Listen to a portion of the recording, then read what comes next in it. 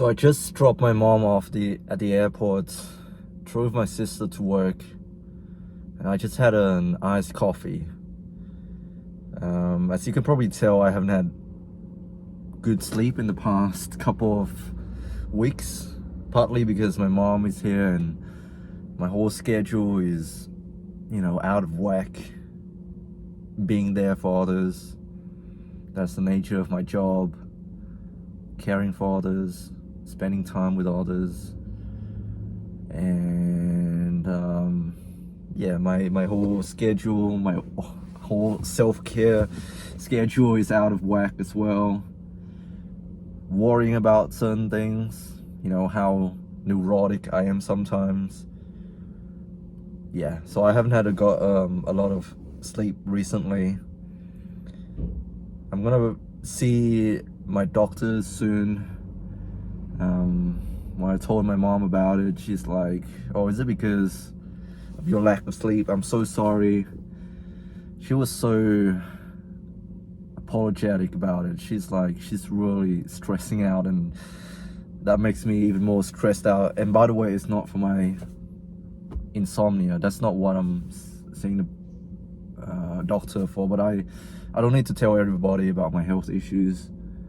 I simply don't, because it's quite a personal issue and quite a sensitive topic. Man, why am I even saying this?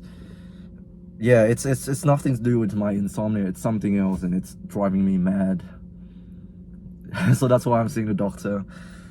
Yeah, but my mom, she doesn't know why I'm seeing the doctor, so she's getting worked up, and daddy's getting me worked up. So, and I feel like the coffee that I just had also made me a little bit worked up. So it's, I've lost the plot, guys. I've lost the plot.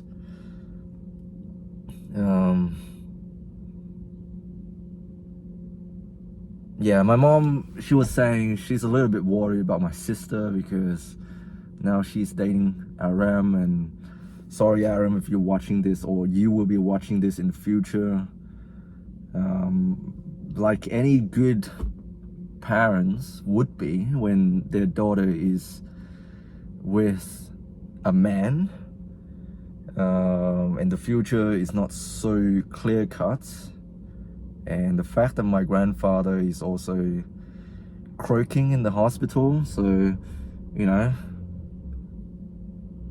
that's why we're worried, because he might not have a lot of time left here. And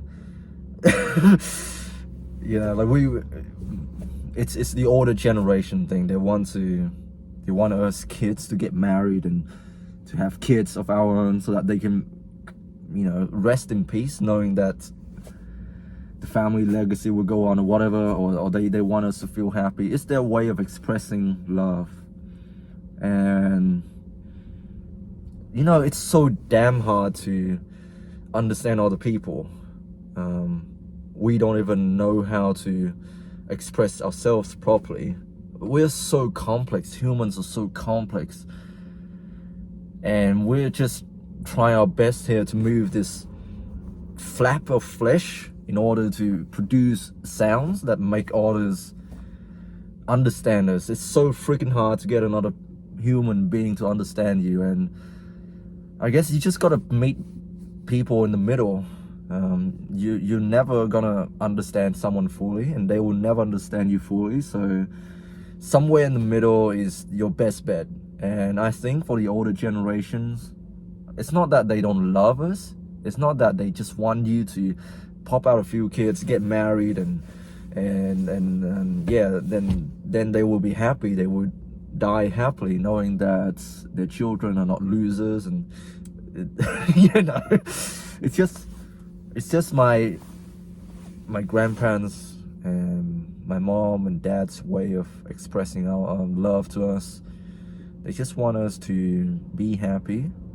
They just want to be reassured that we can look after ourselves, even though both of us are like adults now, in our late 20s, early 30s. They're still very much worried about us. That's parents for you. Any good parents will know this. They worry about their kids. even though the children are more than capable of looking after themselves. So yeah, part of the reason why my mom is so worked up is because my sister is dating Aram, and as you know, Aram, he's not neurotypical, and this is nothing against neurodiverse people. In fact, I might be on the spectrum, but it's just that, like I said before, it's really freaking hard to understand another human being. It doesn't matter if you're neurotypical or you're neurodiverse, it's really hard to understand another person, and it's really hard for you to articulate and express yourself properly. It's really freaking hard. Try it out. Try to get another person to be on the same page as you. I know you guys would have played this game in the past, Chinese whisper. You know, one person says something, whispering in another person's ear, they draw down what the person said and they whisper to the next person, and you know, like from the beginning to the end, the two pictures are not the same. So you add a little bit of that spicy tism to the person, and now it's really hard for them to express themselves. So the problem with Aram is that he's more spicy in terms of the neuro diverse scale compared to us. So his way of thinking is very, you know, very different. And I'm so sorry for saying this, but the most misunderstood people are the most straightforward people. And that's what autistic people are like. They are very straightforward, but somehow they are the most misunderstood people because, you know, I'll give you an example. Sometimes being too forward, too straightforward, too clear in your intention can be abrasive. This is not a real life example, by the way, but this is like an extreme case. So say I'm attending a funeral and an autistic person come up to me, someone whom I know very well, and they're like, by the way, can you give me a lift to work? You know, you see how, as a neurotypical person, how inappropriate this is. But in the mind of an autistic person, they think it is completely all right for them to catch a ride to work because you are going to a funeral, you know, because it's on the same trip, you know, it's on the way. You can drop them off at work and go to the funeral. It makes complete sense. Logical, you know, like you're killing two birds with one stone here. You save fuel, you get to help out another person. But yeah, we just got to meet each other in the middle, you know. You can't be too straightforward as an autistic person. Sometimes dial it back. And I spoke to Aram yesterday in the car, trying to understand him. And this is by no means judgmental. I'm trying to understand the dude, because he is very straightforward, but then he's also very confusing. We hung out with a group of friends yesterday, and they are not comfortable with swearing because they are very strong Christians. That's their beliefs, that's their values, and that's how they conduct themselves. And I told Aram about it, and he struggled with it, because I asked him, can you at least pretend to act in a certain way, play a different character? And I can tell, like, it's unbearable for him to act as someone whom he doesn't want to act as, you know. Like, I told him to act as not a main character, try to be a side character this time, try not to speak so much, try to let others, you know, express themselves. Because in an autistic person's brain, the way that they connect with others is to talk about themselves, you know. Say someone said, oh, I went to Melbourne last week. the autistic person would jump in and say, oh, I went there last year and I did this. So yeah, it can seem like they are being very selfish, very self-centered, but it's not. It's just their way of understanding, and this is their way of connecting.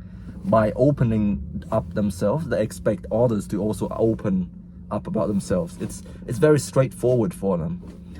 But a neurotypical person would say, oh, what did you do in Melbourne last week? You know, like there's this asking of questions and getting the other person to reply back. If you put two autistic people in the same conversation, they'll be like, oh, I went to Melbourne last week. And then the next autistic person will say, oh, I went to Canberra the other day and I did this as well.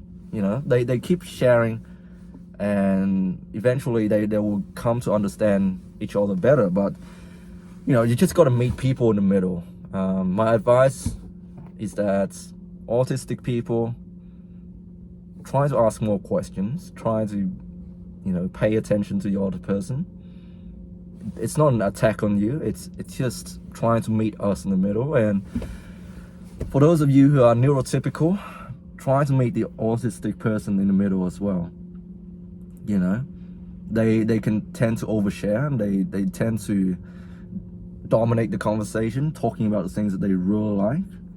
Let them do that, but also set boundaries. Say, I can see that this is very important to you, but I do not share the same enthusiasm. That's why I said to Aram yesterday, he just woke up and randomly told me this most random mathematics facts. And, you know, when I just woke up, I don't have the mental bandwidth to process all of this. So I told him, I see, I can see that you are very passionate about this topic, but I do not share the same enthusiasm. Can we talk about something else? Or tell me about that later. But anyways, that's what's on my mind. Yeah, I hope you guys are doing well. I really do. Stay strong. God bless. In fact, don't even think too much about this video. I'm just rambling. My thoughts come and go, like many of us. I'm just trying to understand people. That's what I'm trying to do. So that's the whole point of me doing this self-reflection thing, so that you know me as a normal, just a regular ass dude. I go through these experiences and I try to make sense of my own life, and hopefully you can take something out of this and apply it to your own life. But if not, then treat it as, you know, as entertainment. I hope this is entertaining. But yeah, love you all, and I'll catch you in the next one.